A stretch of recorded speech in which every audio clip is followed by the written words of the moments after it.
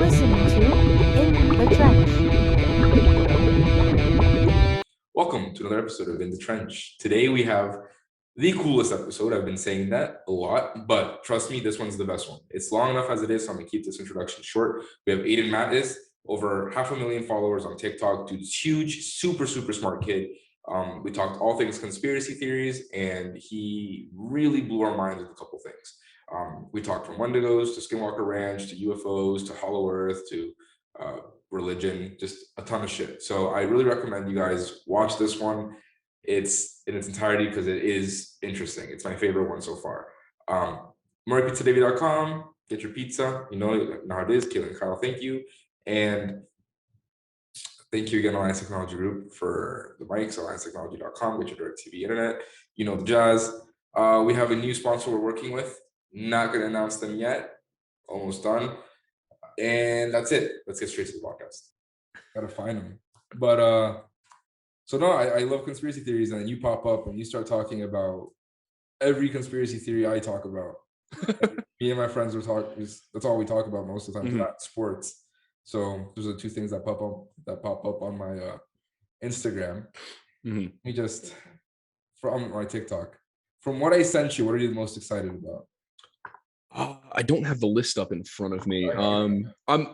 Honestly, here's I actually originally was not like a conspiracy theory kind of person. I believed in a few of them here and there, but I didn't take a keen interest in them.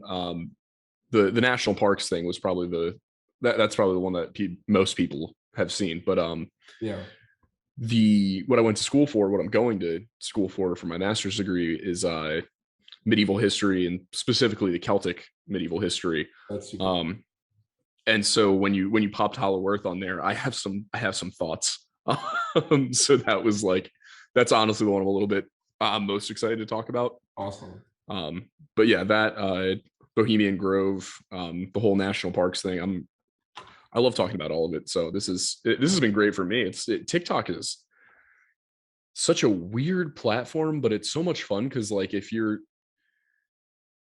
really on there just to like put information out there and start conversations, it is just like the best possible platform for it, because you can say anything you want, and you will find the algorithm will be like, all right, I will find somebody to watch that. Yeah, that's my girlfriend went viral like 2 or 3 times just doing the cliche like boyfriend girlfriend thing. Like we bought this like huge roll like draw within the line thing from Five Below, and she posted it. It's like, oh, date night. She got like 200,000 likes on it or some shit. We haven't colored it since. Yeah, we colored in it. That's the video. We got drunk that night and stopped coloring, and then that was a really long time ago. But I'm excited too about the national park thing, man. Let's jump into that. Sure. It is crazy. The national park situation with all the underground caves is ridiculous. So tell me a little bit about what you know about it. Yeah, so there are a lot of intersecting bits and pieces to this, and it's one of those things where like these things all might be connected. They also might all be happening independently, and both of those are absolutely terrifying prospects. Because if there is something lurking in the caves in the national parks, that's terrifying on its own. Yep. If people are going missing in the caves and it is in no way related to the other disappearances, that's also concerning. Personally, I've never been big on caving. You could not get me into a cave if you tried. I hate it. I had friends who were in the spelunking club at Penn State, and they were like, oh, you should come out with us sometime. And I'm like, no, I'm not doing that. I'm not doing that. And I'm not scuba diving. Neither of those things. Good man. But yeah, so essentially what you're looking at is our national parks are almost perfectly aligned in terms of the largest ones with these massive underground cave systems, and cave systems which weren't properly mapped in any sense really until the later half of the 20th century. And when you look at when these parks were founded, when they actually were put under federal protection, it was before we knew exactly how extensive these cave systems were. So on the one hand, you've got massive unexplored cave systems, which are dangerous enough, but not really to people who don't go into them. And then on the other hand, you've got a phenomenon of people just disappearing without a trace in multiple national parks, not all of them. I live down the street from Valley Forge National Park. I promise you nobody has ever gone missing there, partially because it's surrounded by suburbs on all sides. It's a very small national park. But you have these people who go missing in the parks, and a lot of the times I see the comments all the time where it's like, or it was just a bear. I'm like, okay, I'm sure there are situations where it's been a bear, but when I'm talking about somebody who was in a group of 4 people and one second they were there and the next second they weren't, and there's no sign of a struggle, there's no noise, there's just they find their shoe 100 yards away and that's it, they're never seen again. That wasn't a bear. Like, under no circumstances was that a bear. That they didn't run away. We're not finding bodies. Like, something weird is happening, and the only reason I can think of for why you wouldn't find bodies in the case of, even if it is a wild animal, the only reason I can think of that you wouldn't find a body in a heavily searched area is if that body was taken underground. So when you combine the disappearances with the cave systems, with the extent to which Native Americans genuinely take these stories of the Wendigo and the Skinwalker and some of the various other iterations of those creatures, when you look at how seriously they take them and you combine it with the other 2 factors, it paints a very clear picture that, as a historian, when I am going back and I'm looking at stories from the past and archaeological artifacts and literature and all of that, what our job is as historians is to take evidence and construct a narrative from it. Yeah. The narrative I can pretty easily construct from cultural fear of monsters that live in caves, massive underground cave systems, and inexplicable missing persons cases. It's a pretty clear line. That picture is painted for me. I don't have to, that's just like a color in the numbers kind of deal for me. Like, it's, and I think some of the most interesting cases, and I've gone over a lot of them on my TikTok. Mr. Ballin on YouTube has covered, I think, pretty much all of the most confusing ones, but I try and do it in under a minute. But the cases like Tom Messick up in the Adirondacks, he out with, I think, a total of 7 people, and the only thing that they know is this is a guy who basically couldn't walk without help. With all that, like, he could not have walked off on his own. Was carrying a gun, was in full hunting gear, was at most only 100 yards away from the nearest person in his group. Somebody hears what sounds like, a car door slamming, and then they never see him again. Comb the woods, FBI gets involved, never even found a body, never found his gun, nothing. Cases like Dennis Martin, he's playing hide and seek in I think it was Yellowstone, but I might be wrong about that. Playing hide and seek, his dad watches him go behind a rock. A few minutes later, the hide and seek game kind of crumbles apart, and his dad goes to find him again, and Dennis isn't there. His dad was watching him the whole time, knew exactly where it was the whole time, maybe looked away for a couple of seconds. He's gone. Massive search ensues. They find nothing. The Green Berets get sent in. And if you can name another time when Green Berets have been sent in to look for a missing child in a park, I will be impressed, because that just doesn't happen. That's odd. That's not their purpose. That's not what they do. So the Green Berets are like it's the Marines, right? It's Army Special Forces. Army Special Forces, like the Navy SEALs, essentially. Yeah, it's very similar to the Navy SEALs. So they were sent in to deal with it, which is very odd. You've got the case of Stacey Aris, who went missing while she was on a horseback ride. This one was in Yosemite, and she was with 7 other people, including her father. Decides that she wants to ride up the trail a little bit and take some pictures of the lake. Man watches her go down the trail, and he said he maybe saw her go 500 yards down the trail. It was about 1.5 miles to the end of the trail, and she goes missing, never seen again. The only thing they found of her, just was a 14-year-old girl. This was 1981. The only thing they found was her camera lens cap sitting on a rock. So what? Because I know we both share this trait that we look at everything through a logical lens. Yeah. So people are going to say, oh, either could have been a person abducting her, could have been a bear, it could have been she could have just got lost and who knows what happened. But I personally believe, listening, because I've read some cases, I've read a lot of crazy stories, and really piggybacking off of like the way the Native Americans actually, like, they worship these gods to them, so they leave them alone. In some cases, they do not worship, like, for example, the Wendigo is not a god to them. But but they do have their nature spirits, their nature gods, protect them from these things. So yes, they have the protector gods that keep them safe. So in your opinion, you wouldn't rule out Wendigo or Skinwalker?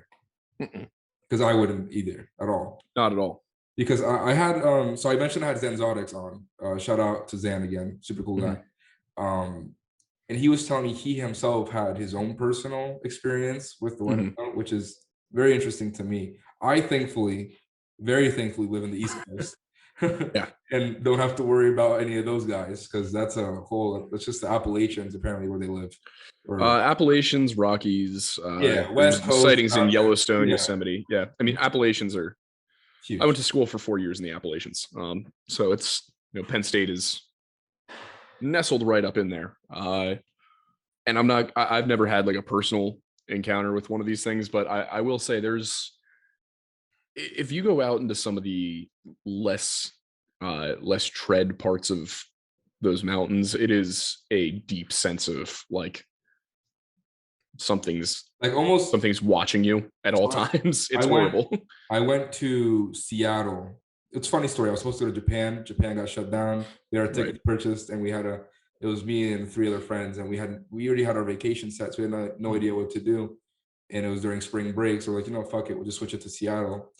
Went to Mount Rainier, and we went to this is the one that's lesser known. I don't know if you've heard of Mount Si. I haven't heard of Mount Si.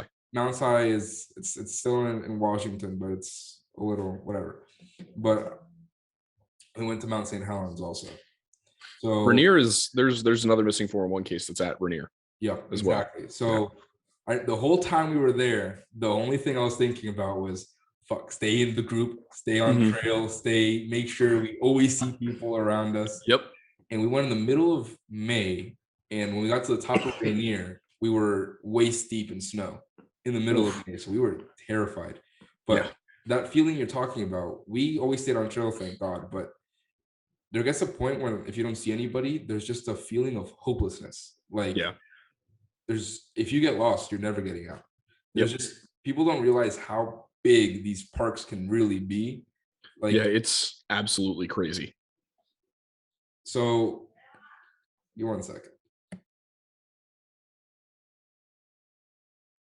But so the way Zan explained his encounter was, he was in the middle of the night. He went on like a Boy Scouts retreat with his mom, his stepdad. He said, if I remember the story right, was like one of the chaperones or something.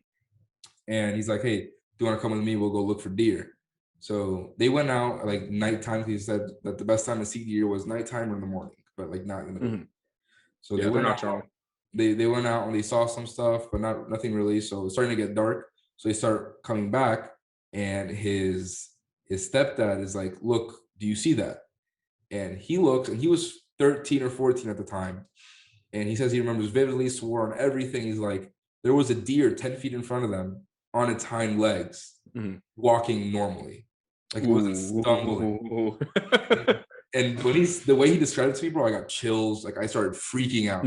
I was like, bro, if I see that, I don't know what I would do. And he said the deer stopped, stared at them, had no whites in his eyes, with straight black eyes, and walked backwards into the bushes. And that his stepdad is like, get in the fucking car, we're out. Yep. That was his experience.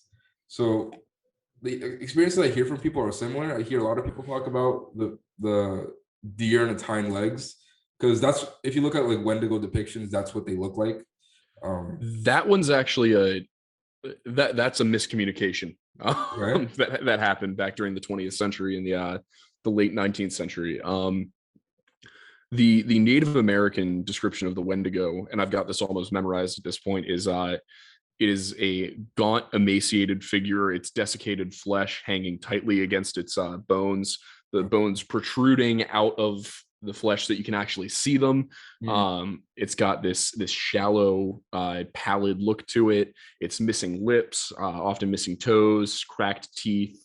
Sometimes the nose appears to have been like rotted off, frostbitten features, stuff like that. And then the depiction with like the deer skull kind of got pushed into it later on by European Americans who wanted to kind of, I think, make it a little bit more distinct from some legends that Europeans would understand and recognize, like vampires, ghouls, strigoi, things like that. And then this all ties into another phenomenon on like in specifically in the Appalachians is the most common spot, but the not deer that people report seeing, which are they'll see a deer and then there's just something off about it. Like how with the uncanny valley, we can recognize when something's not quite human.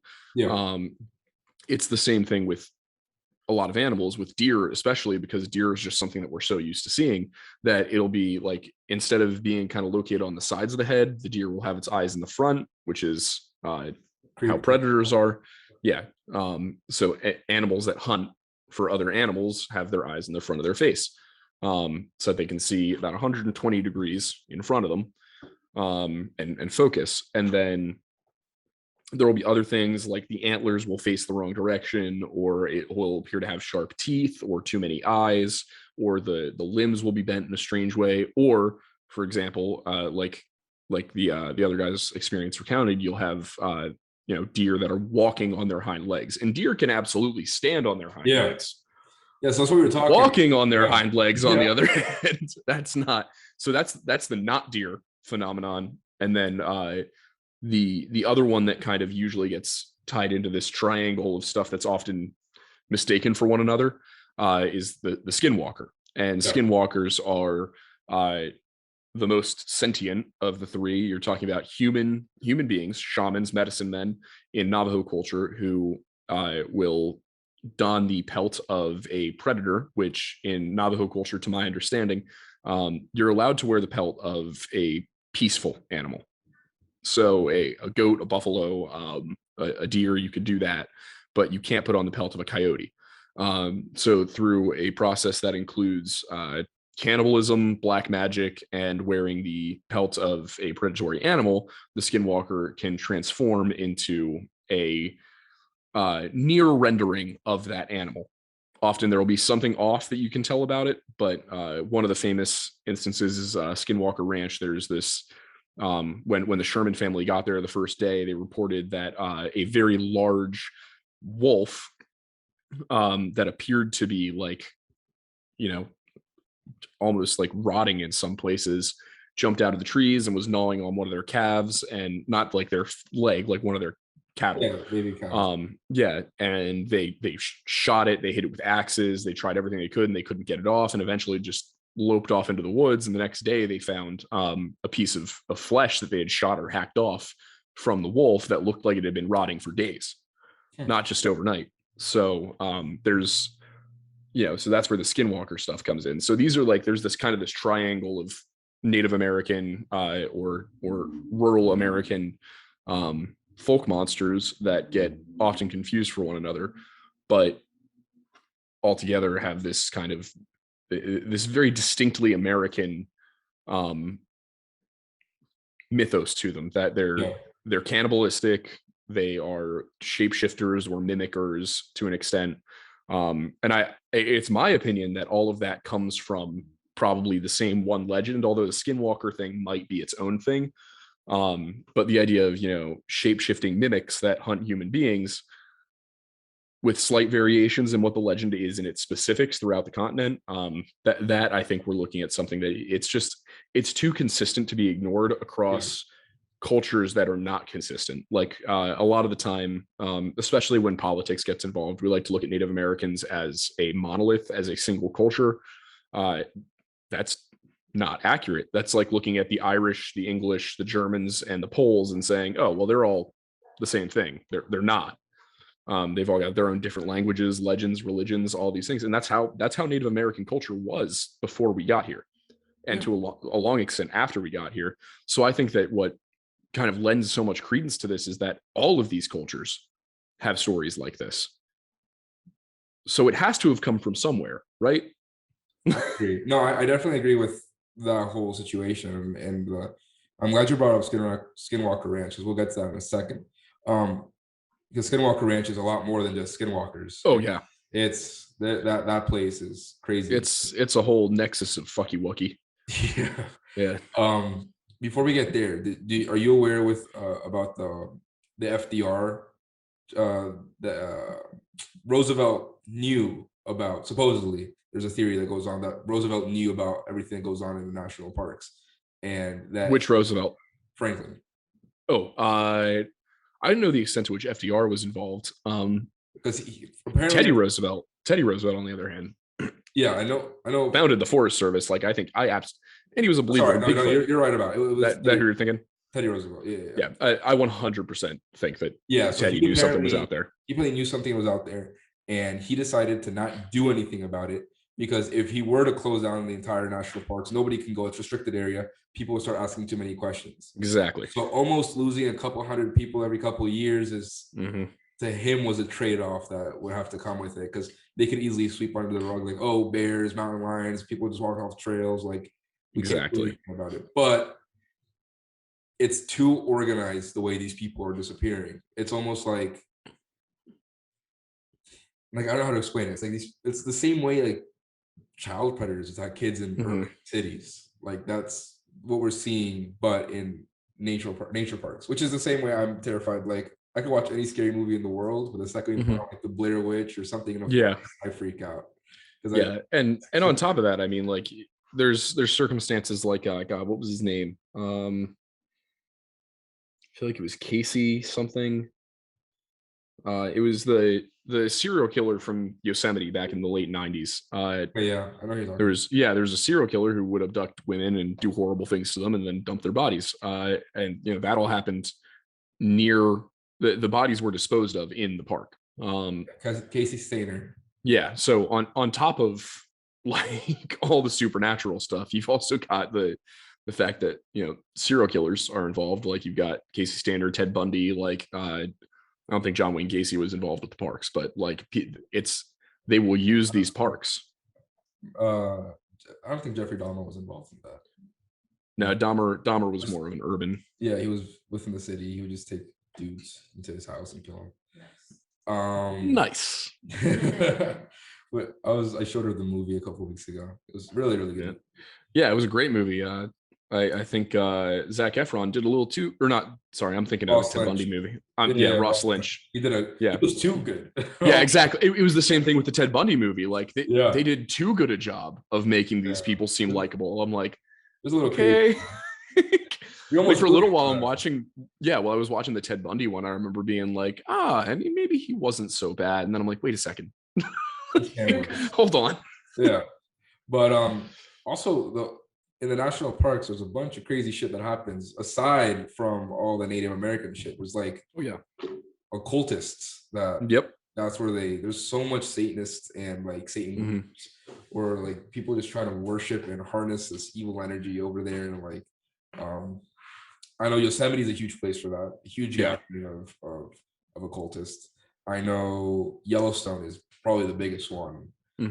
And just national parks in general. So you got weird shit everywhere. A weird concoction of every native myth, man-made myth, fucking demons and shit. Which it's fucking creepy, bro. I think it ties in a lot to there is again, have you ever watched the show Ancient Aliens? Yeah. It is the best example of people approaching the point and then completely missing it that I've ever seen, to the point where I think it almost has to be deliberate.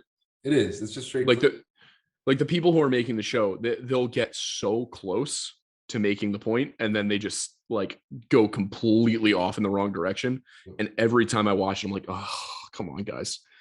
You're right there. You were right there. Yeah, I'm just like, you almost had it. Like, but I was watching it today because I was watching their episode on Hollow Earth. I was trying to kind of like refresh my memory on all that stuff. And I'm sitting there and I'm looking at it, I'm like, and they bring up like the Celtic, the Isle of Avalon, which is part of the Irish mythology, that off to the west there were a series of islands, the Isle of Youth, the Isle of Joy, the Isle of Plenty, that you could travel to, but in order to do so you had to kind of exit time and this whole thing. And it's like, if you look at that, and then you look at for example the fairy mounds in Ireland, and then things like Göbekli Tepe and how it springs up in the middle of nowhere for no discernible reason. And then the stories of staircases in the woods in the national parks, which some of that is definitely creepypasta, but I looked into it and there were multiple news stations that went and did investigations, and they were like, oh my God, there actually are staircases out here. Yeah. Basically worldwide, you have cultures that believe that there are portals throughout the world that you can enter and come out somewhere else, impossibly far away. And that is one of the only ways that you can explain some of these missing 411 cases, where kids will go missing. And then I'm trying to remember the exact names here, but they're just not coming to mind. One of the cases was a 2-year-old child who went missing, was not equipped to be out in the cold, but he went missing overnight in the winter, and they found him 20 hours later, 12 miles away. That's crazy. And completely impossible. Yeah. There is and he of course he was 2, he had no memory of it. He didn't know what happened to him. But literally the only way that I can think of that happening is if you somehow manage to fall out of the dimension we're in and pop back in 20 hours later. Because when you consider it, he was unharmed. Like he didn't freeze to death despite it being freezing cold. So how did he pop out 12 hours later, 20 hours later, 12 miles away? There's no rational explanation. There is no accepted scientific explanation for how things like that happen. And a lot of the time people are too quick to jump in and say, oh, well, since, there's no rational explanation, so there must be a rational explanation, instead of looking at it and going, okay, well, maybe there is a supernatural explanation for it. Yeah. Which, the further science goes, and this is one of the things I find fascinating, being a religious scholar, and also having spent the time researching history and everything like that, I'll see stuff come out in scientific journals all the time, and it's like, okay, if you read Genesis, we knew that 6,000 years ago. Like, you're just catching up now. Yeah. So it's very odd that people are so hesitant to look into supernatural explanations for things, especially because the term supernatural does not imply magic or ghosts. What supernatural means as a term is that it's something that cannot be described by natural science. It's funny because they don't accept it, and if you try to bring it up, they immediately label you as crazy. Oh yeah. In the court of law, they make you swear an oath to God. Yeah. So which is kind of ironic. It's like you make swear an oath, but yet. So I recently watched Conjuring 3, which is my favorite line of horror movies. Not because they're scary. They're awesome. I just love Ed and Lorraine. They're well written. Yeah, that's what it is. Yeah. The last one was probably the weakest one out of the 3, but regardless, there was a line in that movie that made so much sense. It's like, if the court accepts God, it should also accept the devil. Yeah. So if this guy is coming in and claiming that he didn't kill this person because he was possessed, there should be a genuine investigation. Yep. And to completely rule it out is contradicting your own laws. Mm-hmm. And a lot of with stuff like that, with things that present as supernatural often, there's one of my favorite theories is that, and when I first heard it, it bugged me a lot. I didn't like it because what it was an article suggesting a group of Jewish scholars have posited that the bush that Moses was talking to was an acacia bush, the burning bush. Acacia is rich in DMT. So this burning acacia bush may have been producing ungodly amounts of DMT, and that when Moses was speaking to God, he was actually just having this massive DMT trip. And my problem with it was that it stopped there, and it went and said, oh, well, he was just high. But then there's the fact that our bodies naturally produce DMT. So very small amounts. But you get an overflow of DMT when you die. That's what they say. Yes, there's that as well. Yeah.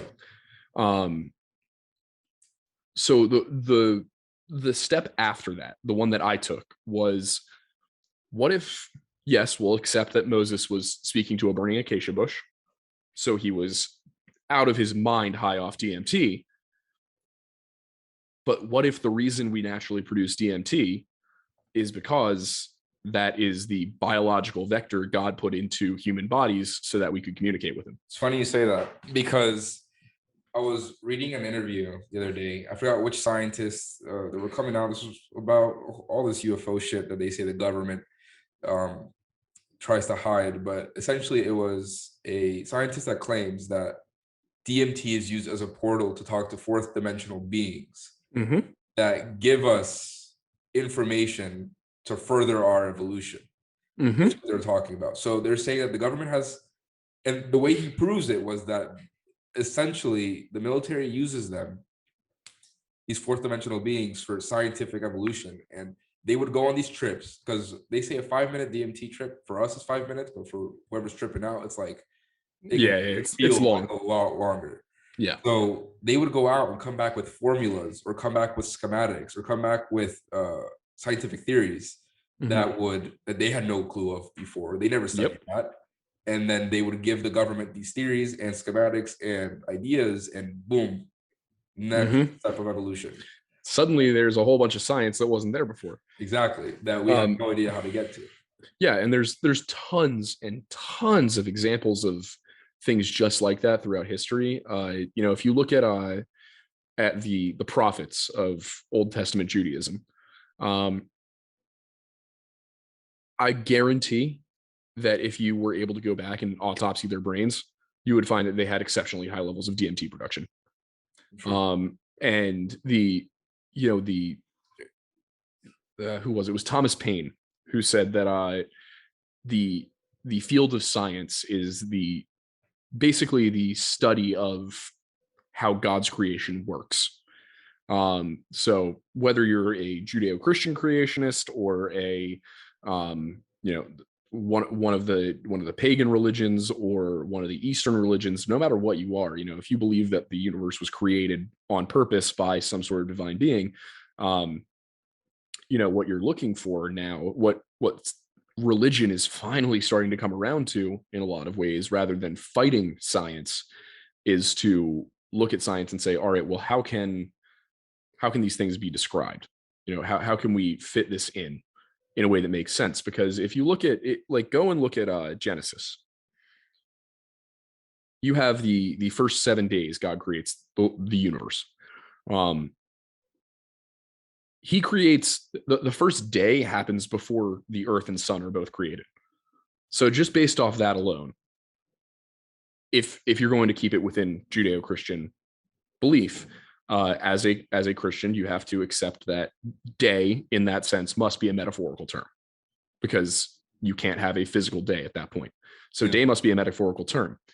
If day is a metaphorical term in that sense, then it's probably describing more of a time boundary. So the beginning to the end of this section of creation. Therefore, the earth being 4.6 billion years old is entirely plausible within Christianity, because that first day could have been billions of years. But if God had said to Moses, who is the author of Genesis, traditionally, if God had said to Moses, oh, well, I created the universe 13.8 billion years ago, and then it took me another 9 billion years to correctly form the gravitational fields that bind all matter together and hold them in place so that I could spark life on the planet Earth and create you. Just imagine being a priest in the desert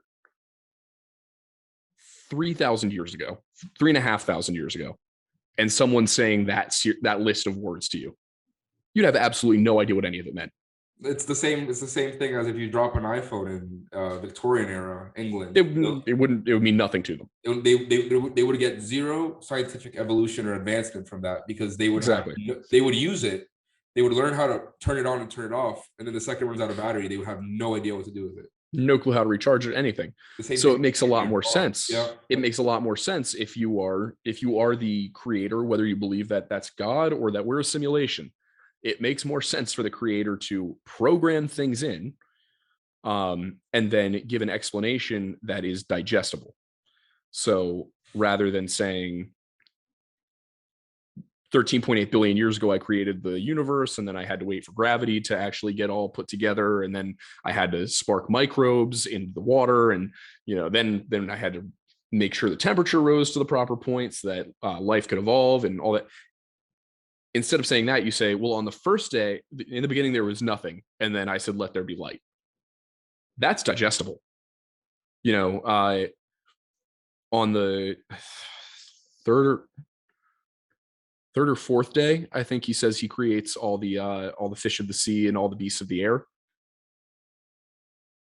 That makes a lot more sense to somebody living in the late Bronze Age than to say, so what I did then is I created these little microbes out of amino acids, and I put them at the bottom of the ocean near geothermal vents. And over time, they adapted to be multicellular and to absorb energy from the sun in order to create their own energy. And then through ATP processing, they actually, like, you see where I'm going with this. Yeah. If you said all that to the author of Genesis, they're going to be like, I have no idea what that means. And it works for almost every single step of Genesis to look at it and be like, okay, so this is a metaphor. It's literal in the sense that this is the order in which things happened, but it's a metaphor in terms of the amount of time, in terms of how much of this was essentially programming via the atomic level versus a snap of a finger and you have a bird. Like, it's very unlikely for me as a modern Christian to look at Genesis with a truly critical lens and say, okay, yeah, I believe that God just snapped birds into existence. Yeah. If you stick to the rigid theory of, oh, well, the earth was created in 6 days, it's completely impossible. Unless you have a truly omnipotent God who is just playing around with things. And I think that it's very unlikely that an omniscient God would simply just play around with things and see how it went. Let me ask you, speaking of that, so have you heard the heavy stone, what's it called? What's it called when you have a question that has no answer? Paradox. Yeah. So have you heard of the heavy stone paradox, where, like, if God can't create a stone that he can't lift, then he can't be all powerful, but if he can't create a stone he can't lift, then he can't be all yeah, I know what you're talking about. Yeah, that's interesting to think about, especially when talking about all this. And it does make sense in the way you're setting it up, where, like, 6 days rested on the seventh. Those 6 days could have been billions and billions of years. That's the best way to describe it to somebody, so they don't essentially have an aneurysm, right? Yeah, so they don't completely break down. Yeah, it makes sense. But let me ask you this then: what about other religions worshiping many gods? Because what I find interesting is, well, I've got an answer for that one too. Okay, wait, listen. But what I find interesting is, from Christian, let's bring up demons, Christian demons, and then we'll go to Buddhist demons, and then we'll go to I forgot what the Japanese religion is called, so I don't want to. Shinto. Their demons, they all resemble the same characteristics, and they all have the same, like, they all do the same things, and they all agree that there are different versions of them. Yeah. So there are similarities between religions to point at a single greater religion. what I find interesting is how do we get these similarities yet get differentials between? So like, why did God essentially come down to Moses in Jerusalem, It was they would have been in the Sinai Desert. the Sinai Desert? Yeah. Did he go to somebody else in Japan? Did he go to a Native American in modern day New Mexico? Did he go to the Eskimos? Like how Yeah, do, it's a very valid question. Yeah. And it, you know, if you look at it from a Judeo-Christian perspective, it's, you know, oh, well, the Jews were God's chosen people. It's that simple. It's end of story. It's done. If you look at it from a higher perspective, I think that you then need to go back to, and here's where this circles back around to, actually, believe it or not, I'm going to circle back around to the Hollow Earth. I'm going to do that. So human society, as we know it, is about 10,000 years old. If you go from the most basic villages, you know, of the most basic steady state villages. Yeah. So, you know, about 10,000 years ago, we figure out agriculture, and then cities start to pop up within the next 5,000 years.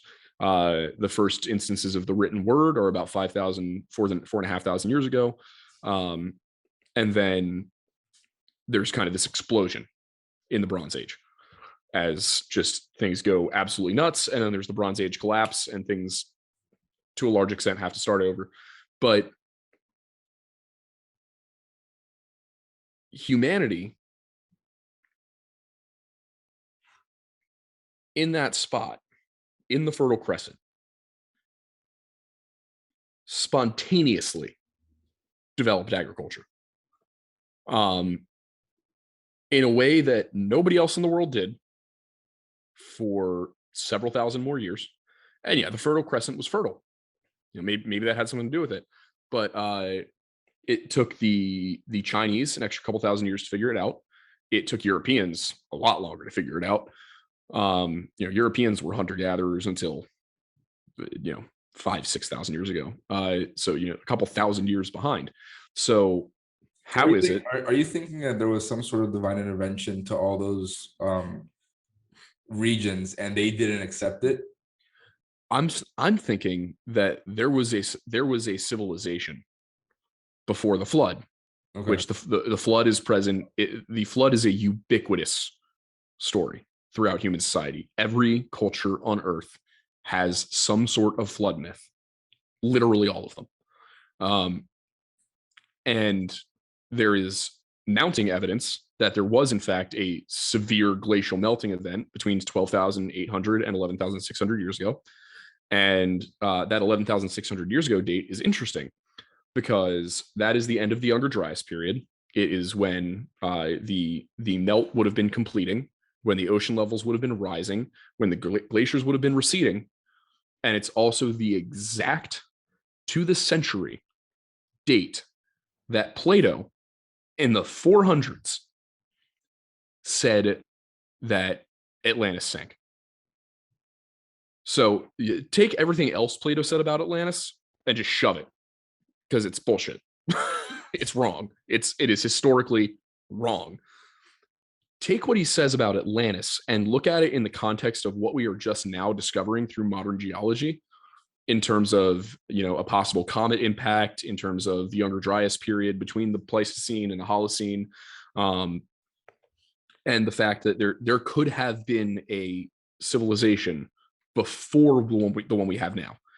And that if you look at all of these examples of cultures that have myths about people using portals to travel great distances across the earth by going underground and then coming out somewhere else, and you combine that with Atlantis sinking 11,600 years ago, so you get Younger Dryas period, Atlantis sinks supposedly.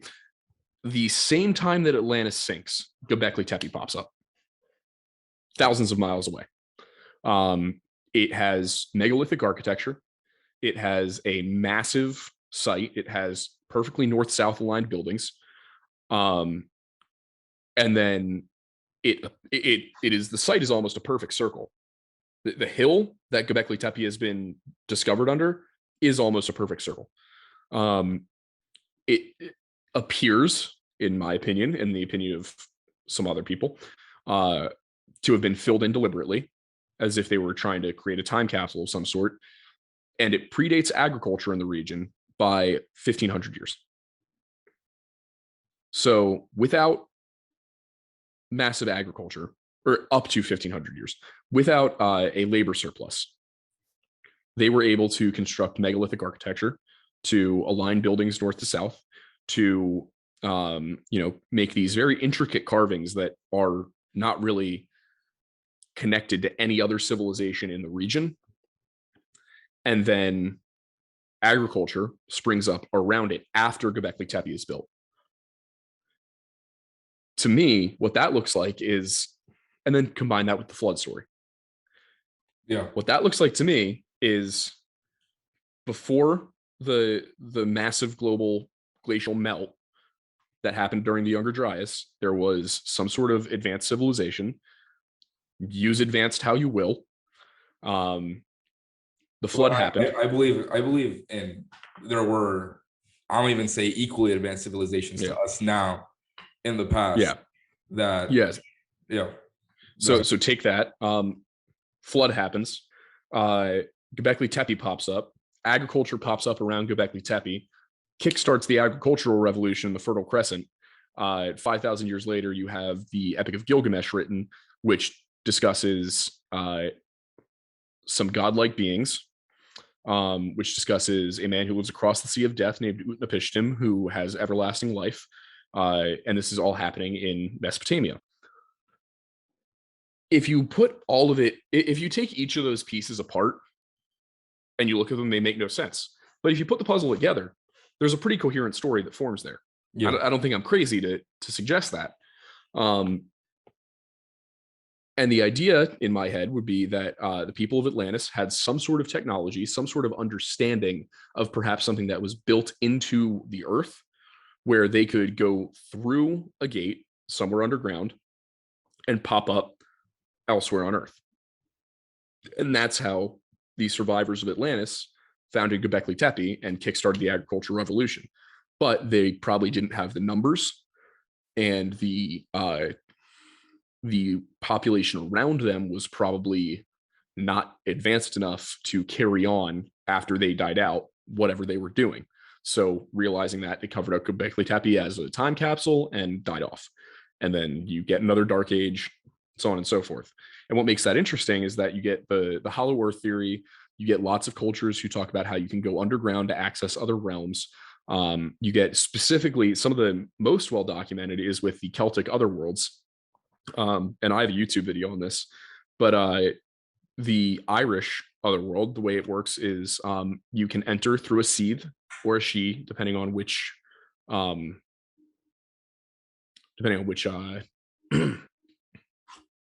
version of Irish you're using, whether you're using Old Irish or Modern Irish, seed being the Old Irish, she being the modern Irish. So you enter through a fairy mound. This is where Banshee comes from, by the way, is woman of the fairy mound. So wailing lady. Yeah, exactly. Who are heralds of death. So in Irish mythology, you can enter a sheath and you can go into the other world. And in Irish, it's more of like a pocket dimension. Yeah. You can go into this, you can go into the other world, and it's not necessarily one big other world. It's many different little pocket dimensions. And you can come out elsewhere. In the Welsh otherworld, which is Annabin, you can, again, they actually borrow the word seeth in Welsh from Irish, and you can enter Annabin, and which might be cognate with Avalon, and you can enter that, and that is more of a open parallel universe type otherworld.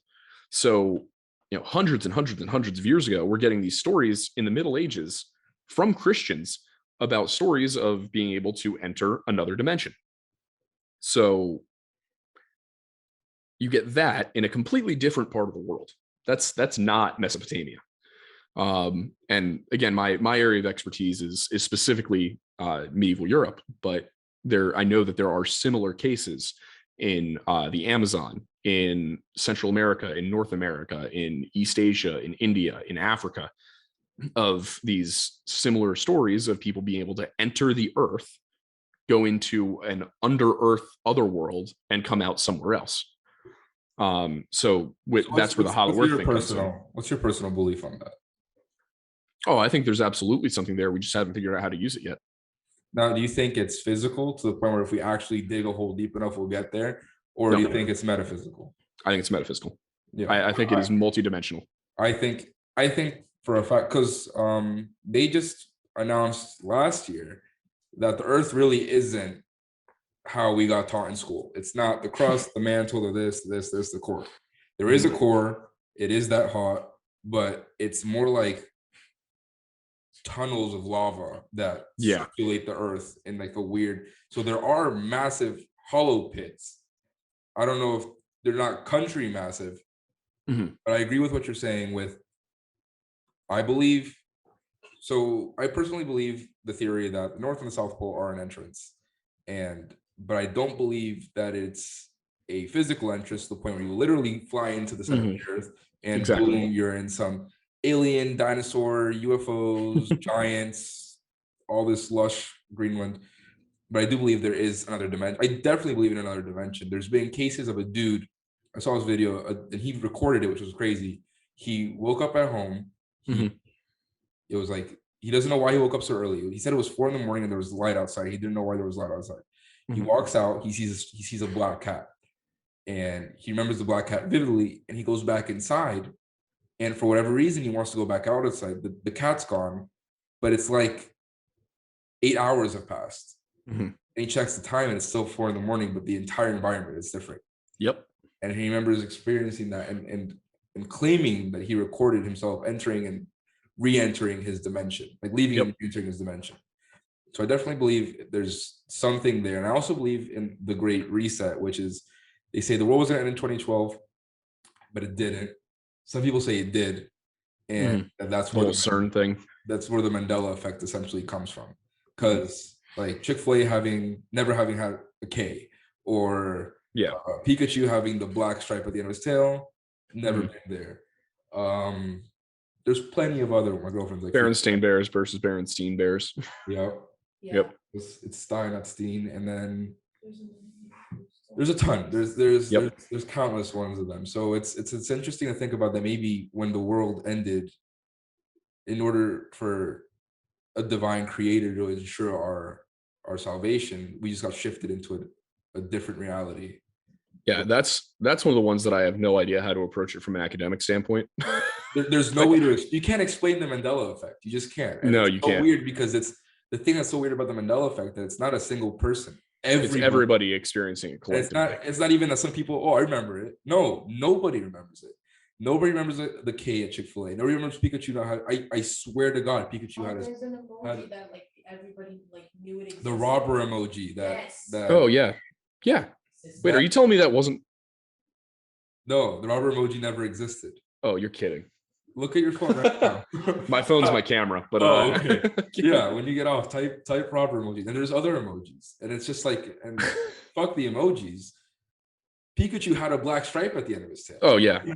Pikachu had a black stripe, and it's just so hard to rationalize why we all experience the same effect, and you can't. Like, I don't want to sit here and be like, oh, it's for sure we got shifted into the reality. The world ended in 2012, all this bullshit. I don't think the world ended. I think there was a massive change that we just physically either didn't see or we can't remember. Who knows? Maybe we exploded. Maybe we all died, and we're just in a we got brought back in some time travel shit and put back in a new reality in a different world, trillions of miles away, that has the exact same everything. And that's just why we're remembering everything the way it is. I don't know. Yeah, I mean, that definitely plays more into like simulation theory. Yeah, I don't like simulation theory. I don't either, but that is one of the things that the simulation theory could explain is, if there was a bug if there was a glitch in the system in 2012, and they reset the world, but some of the data files were corrupted, like, then you can kind of explain it. I don't. But honestly, the stuff that CERN is doing makes me uncomfortable. some of the the Large Hadron Collider and all that, and so, like That's freaking out. yeah, it makes A me lot. wonder, how much do we actually understand about what we're playing with? And I'm in no way anti-science. I just think that like stuff like that Yeah. with the like when they were testing the atomic bomb, they got like halfway through the process of building it before FDR was like, wait, is it possible this is going to start a chain reaction that scorches the entire earth? And they had to then go and actually do the calculations because they didn't know. What they came back with was like, theoretically 3 miles of the earth. Yeah, you would have to have enough of the gases from a huge portion of the earth concentrated in one place to then sustain the reaction. Basically, they came up with the idea that there's no real chance that you could cook the earth with a nuclear bomb. But the fact that they got halfway through the process before they were like, hang on a second, we should do the math here. Yeah, like that bothers me, especially because no, but we're talking about CERN's creeping me out too. Yeah. I just it bothers me that any one group of people can have that much license to just screw around with physics. I would like to see a lot more third-party journalism about it, and people being allowed in the room to verify everything that's going on who aren't bought and paid for by a government or by CERN itself. Like I would like to see some of that. This is because they're comic booky, but CERN could easily just erase the world and we wouldn't even know. Like we would just die. Boom, everybody died because they came up with a bomb, but accidentally. The Hadron Collider was way more powerful than we expected, and it just obliterated us in a split second. Yeah, it's all possible. Einstein had theorized a nuclear device that could create a black hole. Like there's so much that is overtly questionable about, should we be playing around with these things? Are we reaching forces that we don't understand? It's very I don't like it. I'm concerned. Yeah. Unfortunately, and you and I will probably never ever know the reason or what's going on behind it. But but then you tossed up on top of it like the Bohemian Club and Bohemian Grove. It's a good to that. And Bilderberg and Davos and all those things. But Bohemian Club is probably one of the ones I find most interesting because it's the most secretive. And also because it's Republicans. It's almost entirely Republicans, which, Bilderberg is people from all over the world. You get Republicans, Democrats, socialists, whatever from Europe. With Bohemian Grove, it's almost entirely Republicans. And I'm not saying that as a slight against Republicans at all. I'm just saying that like it's their group. It's something it's a little odd that all of them are Republicans, especially when it was started by guys like Mark Twain to be this, classically liberal like place for people to go and do bohemian art activities. Very dark. Yeah, and it turned into this very weird dark thing. Even, Nixon, who was a member of it, even said like, it's basically a cult. If you look at the spectacle they put on for new members, Alex Jones being able to infiltrate it. What was the other guy's name? Philip or Paul Weiss, I think was his name, was the first one to do it. What do they do with the members? So basically what happens at Bohemian Grove, for those who don't know, is a 2,700 acre, 4.2 square mile property in California in the Redwood Forest.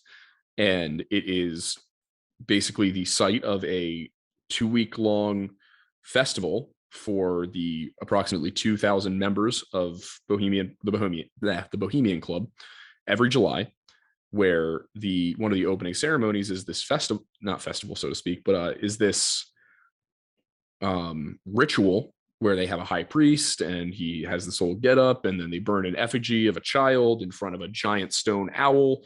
And I say all this, like, I'm not saying this to sensationalize anything. Like, I'm a Freemason. The whole costumes thing, a lot of that's just like ancient, tradition and whatever. It doesn't necessarily mean that, just because people are wearing costumes and having titles like high priest doesn't necessarily mean that what you're dealing with is a pagan ritual. For example, the and this is public knowledge, but the leader of any individual Freemason lodge is referred to as the worshipful master. It's not, nobody's worshiping him. It's just kind of the terminology that's used. But with the Bohemian Club, they have this, what is very much, it goes much further than any like Freemason kind of deal I've seen, any like Odd Fellows, any Knights of Columbus stuff, to the point where they are essentially acting out a pagan sacrifice ritual to an unnamed god. And they're sacrificing Care is the name of the individual, and it's a child effigy. And this is, I'm not just spewing bullshit here. Alex Jones actually got in, and this is before Alex Jones was Alex Jones. And he was kind of Alex Jones back then, but he wasn't like 2016 Alex Jones. Here, and just a quick aside, my opinion of Alex Jones is he is a man who has seen so much shit, and so much of it was real that it has kind of fragmented that guy's mind. Yeah. And that he's been unable to completely deal with it. And that what you're seeing is not necessarily somebody who is a liar, but somebody who has kind of been broken by the things he's experienced. I agree. I also think he's just it's the same thing Trump has, where he might not mean it the way he means it, but sometimes he just doesn't know how to get his point across. Yeah, and he'll just keep going. And that's why if you go and you watch if you watch him when he's on Joe Rogan's show, or if you watch him when he's on Tim Pool's show, and they kind of have like in the one, Joe Rogan has Tim Dillon there, and he has Eddie Bravo for one of them, and then Tim Pool has Michael Malice there to kind of keep Alex Jones on track. Yeah, be like, focus, calm down, going off, calm down. And that's when you get this coherent Alex Jones, where you're actually like, wait, he's right. Like, you go and you look at it and you're like, wait, no, he's right about Bohemian Grove. And if you look at the actual like documents and artifacts that we have from Bohemian Grove, he's right. There have been other journalists, other people who have infiltrated it, and they're like, their stories corroborate his. And what's weird about it is how many influential people are there, and the insane cost of the initiation fee, the insane cost of the membership fees. How much is it? The initiation fee in 2019 was $25,000. Okay.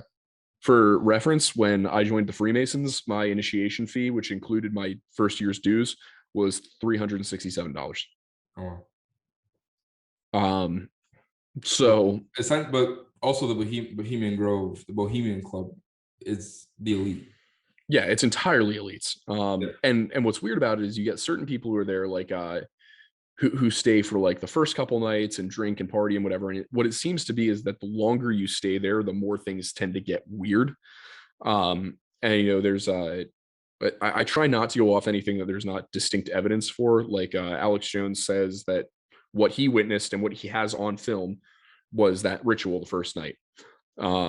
Nixon was on tape saying that it was the to not offend anyone, it was the gayest shit he's ever seen, were essentially his words. Yet Philip Weiss, who said that it was like very strange, just men behaving in completely hedonistic ways and urinating all over the place, and like very strange, and that some of the stuff that they witnessed people talk about. And if you get your hands on these brochures and these pamphlets of what the talks are about, people, it basically is clear from this that the elites who are a part of this, and again, this is, this is not like me ragging on like the Democrats. This is the Republicans. Because it's been in vogue lately to be like, oh, the Democrats are the global elite party and they're trying to do this and trying to do that. Like, it's just the global elite. I hate to tell you, they're on both sides. Like when it comes to politics, like there's bad people on both sides, and the sad part is the bad people on both sides are working together. So they seem to know things. Like one of the talks has to do, it's from I think 1997, has to do with basically what happened on 9/11, and they were like, do the terrorists expect this to happen? And then 9/11 happens, and it seems that they knew about it 4 years before it happened. Then there's talks from a little over a decade ago about how fake news is going to become the next big threat to democracy. And sure enough, 5-6 years later, you've got fake news all over the media. What are the strengths? Yeah, so it becomes obvious when you look at the dates of these talks and the people giving the talks to the other members of the Bohemian Club that they're ahead by a few years. They know what's going to happen, and it seems like they're setting it up.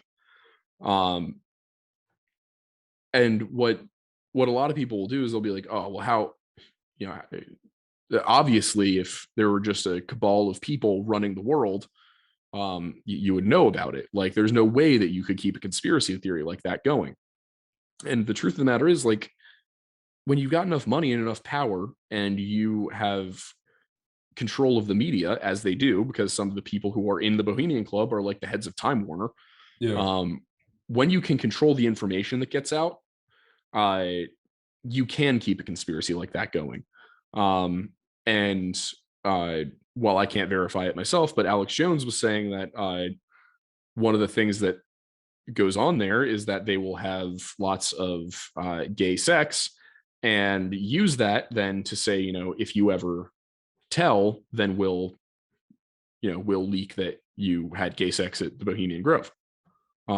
So they'll force straight men to do that as part of, you know, forcing them to keep their secret, which I can tell you, coming from, you know, as a Freemason, is not something we do.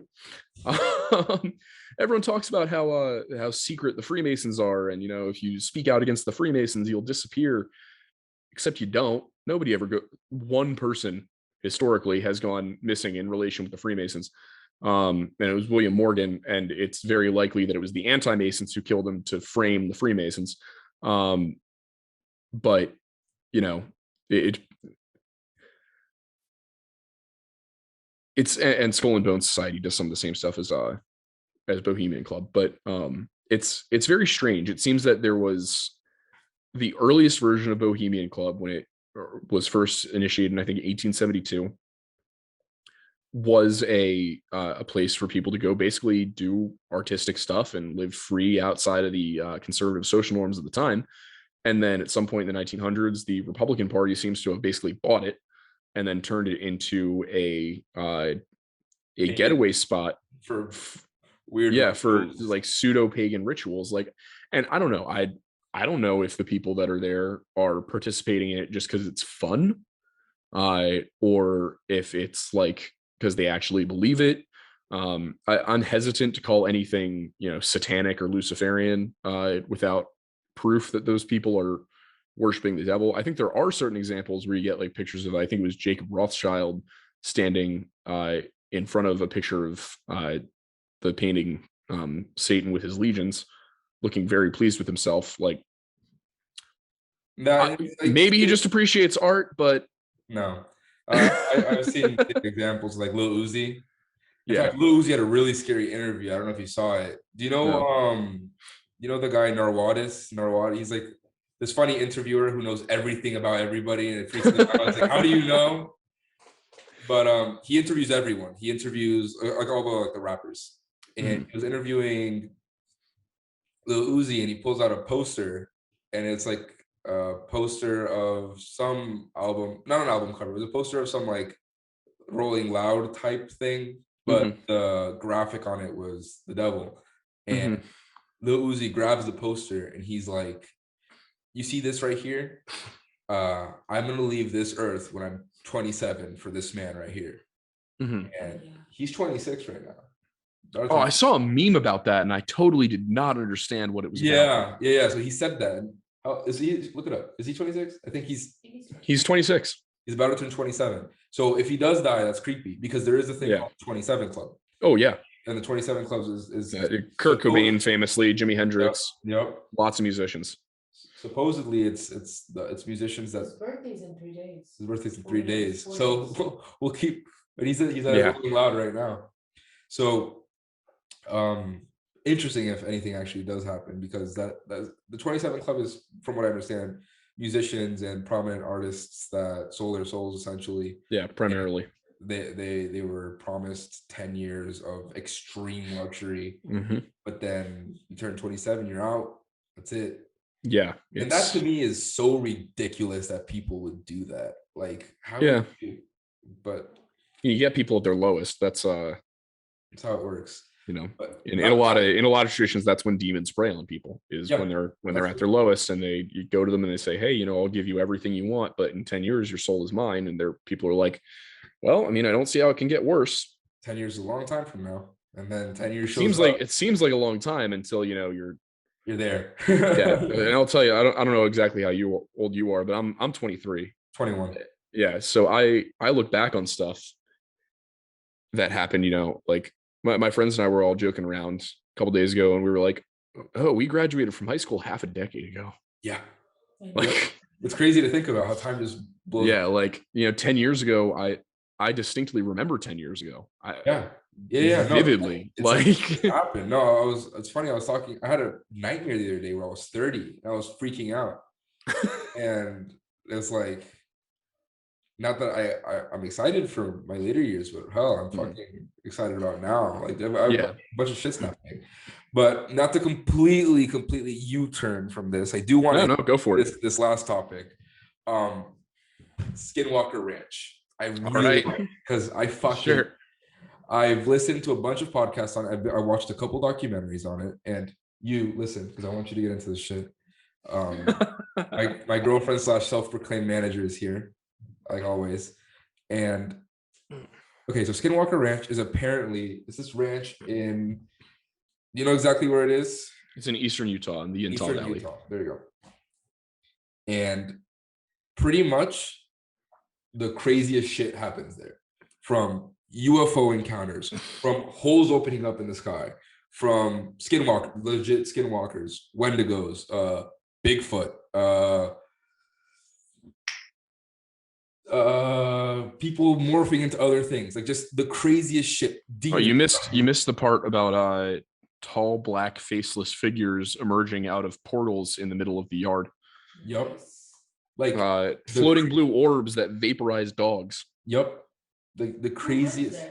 Well, at first it was a regular family that lived there, and it's like a hot spot for all this. It must be in like some sort of metaphysical realm, the same way we have longitude and latitude and things intersect. That must be like some sort of intersecting point.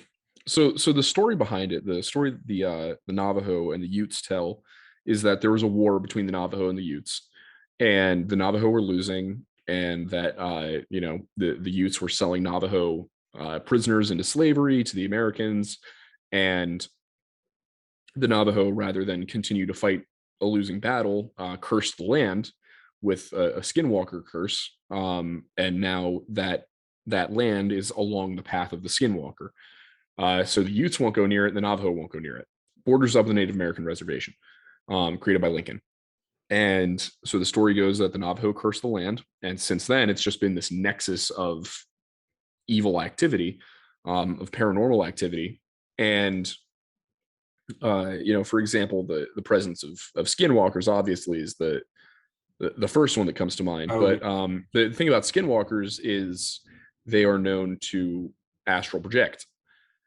And when you go, I personally have never tried astral projecting in any serious sense, but people I know who have tried it say that, you know, you can enter into kind of a second dimension, and that if you're not careful, you can interact with some very not nice beings.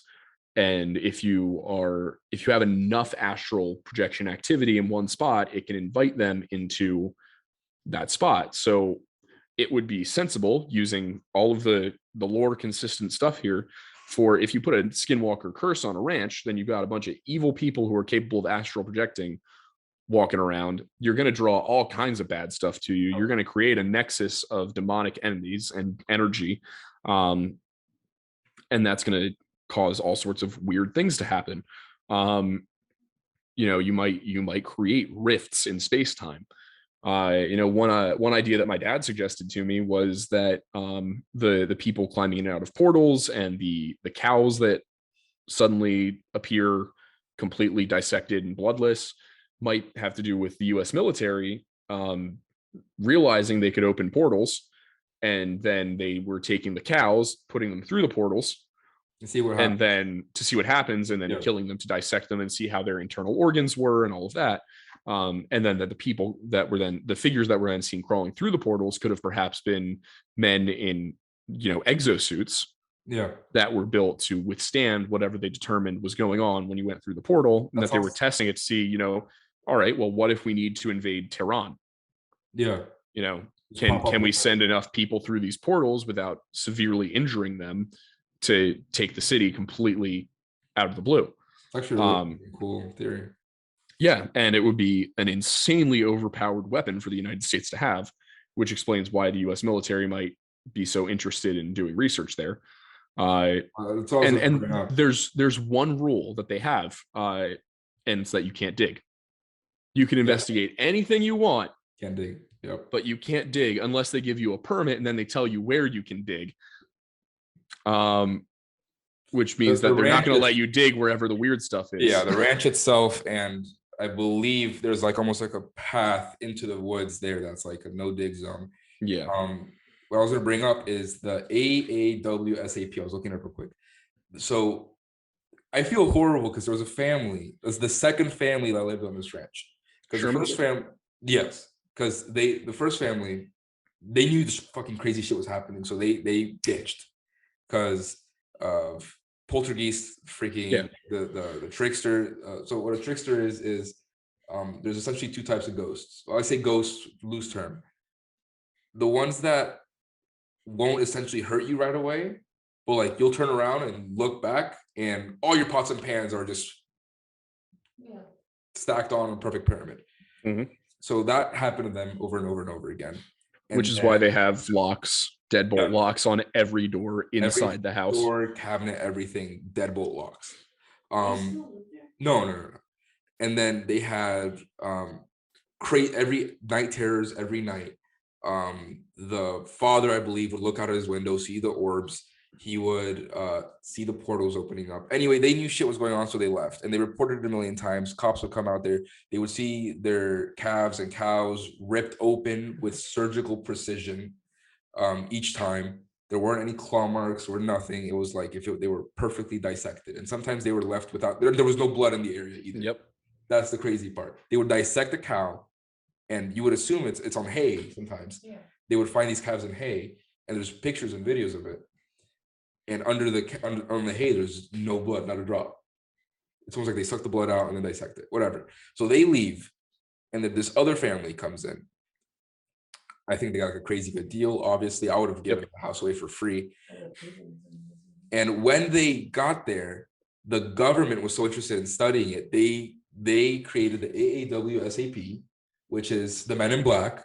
And you're skipping the part where Robert Bigelow got involved and ran his own private investigation with a bunch of scientists, and they basically came out and said, we can't explain anything that's going on here. And then the government got involved. So Robert Bigelow came out with the first family, I think he came out on the first family and then told them, listen, I'm the one person who believes you here because nobody else believes you.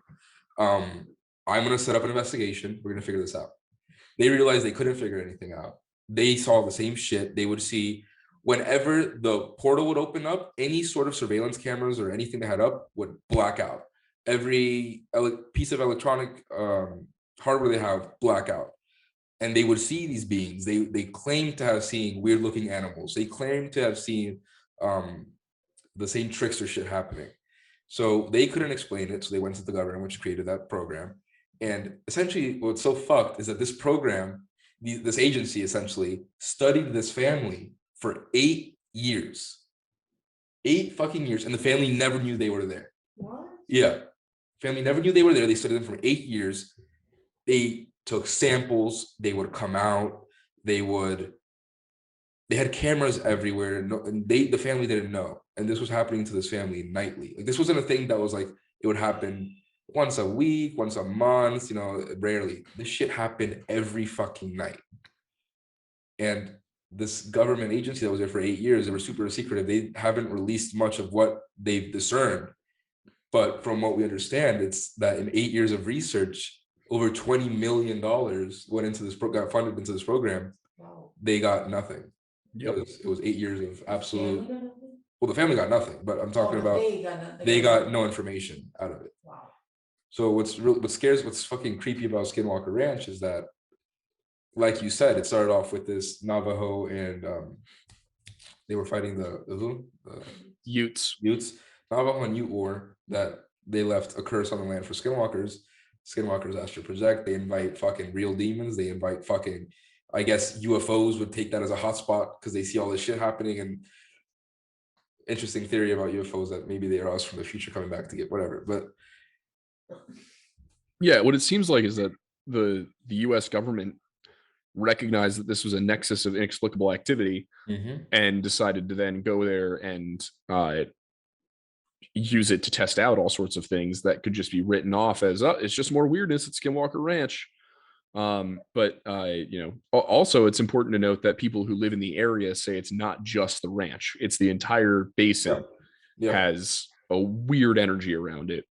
That something's not right there, and that it's just that the ranch is kind of where all the attention has been centered, but this stuff happens around the ranch as well. Regardless, I think around that area, there's a bunch of Indian burial grounds on top of of course, the crazy shit that's happening. But and the story is there's real fucking crazy shit out there that we'll never know. The world isn't black and white. It isn't. No, it is not. There is fucking weird shit. There's probably are giants in Middle Earth. There are probably genuine wizards. Fucking, I don't know, man. But maybe with the truth of the matter is that anything is possible. Nothing is true. All is permitted. Yeah. I mean, anything that can't be proven, you can't diss out either. You can't discern anything's fake. Yeah. But yo, Aidan, like, man, I gotta really appreciate you for coming on, bro. Thanks for having me. I'm not gonna lie to you. This is probably my favorite podcast, and this is the fourth time in a row I say this. But this one, like, that just means it just keeps getting better. It's getting better. It's damn. This was a really good fucking podcast, bro. Like, I had fun. Thanks for having me on. Of course, man. Of course, I really appreciate you coming on, and it'll be up on Spotify and Apple Podcasts tomorrow. Awesome. The actual YouTube video will come out in like 3 weeks. Yeah, those are a little bit harder to edit. Yeah, no, I have the YouTube video release dates Monday and Wednesdays. So Gotcha. we just released episode 6 yesterday, episode 7 is tomorrow. You are episode 11. So got it. We got a couple episodes. Right. You mind if I really quick just plug the plug everything? All right, cool. So so I'm I'm Aidan Mattis, historian, writer, storyteller. You can find me, you can find pretty much anything of mine at aidanmattis.card.co. But I'm at the Aidan Mattis on TikTok, Instagram, Snapchat, pretty much everything. I'm the Aidan Mattis. And then on YouTube, I am the host of the Lore Lodge. And so that's we have videos every couple days that are on a few different topics. And then we have a weekly podcast live at 7 p.m. on Sundays. Awesome. All those links also will be in the description. Awesome.